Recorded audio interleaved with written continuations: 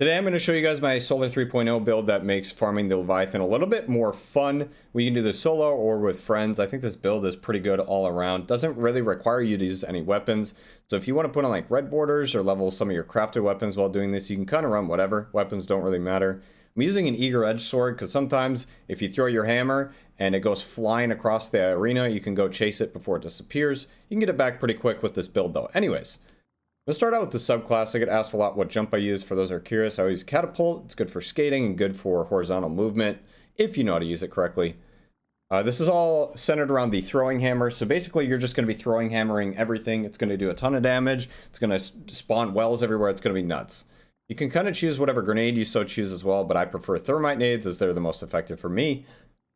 For the aspects, I chose Sol Invictus and Roaring Flames. I think they sync pretty well together. You're going to make sunspots and it's just going to help everything explode and chain together better. All the fragments that you're going to see me equipped have to do with you getting your grenade, melee, and class ability back faster. Mostly the melee because the hammer's the biggest thing around this. So I chose Benevolence, Blistering, Solace, and Torches. So this is going to extend the duration and just improve the effects overall. So for the mods, which are the most important part, I start off with Melee Wellmaker. Every time I get a melee kill with my hammer, it's going to spawn a Solar Elemental Well.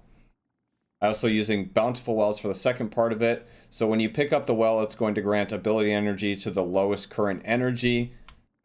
I also have on Well of Life. So when you pick up one of those Solar Elemental Wells, it's going to increase your regeneration on top of what you're already getting with the sunspots.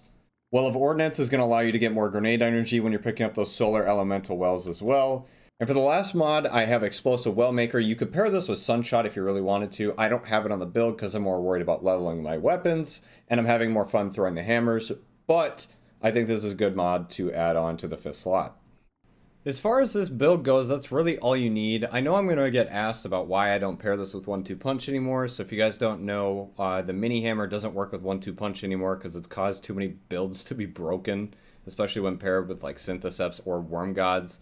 There might be some other exotics that would be good with this as well. If you guys find anything that you like better, please feel free to share it in the comments.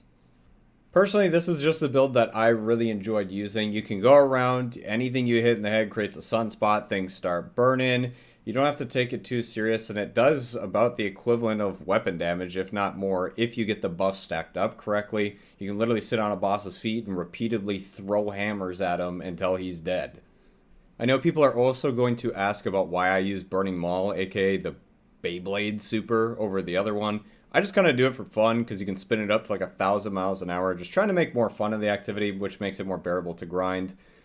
So if you guys don't know, that's the best way to rank up is to do a bajillion of those public events.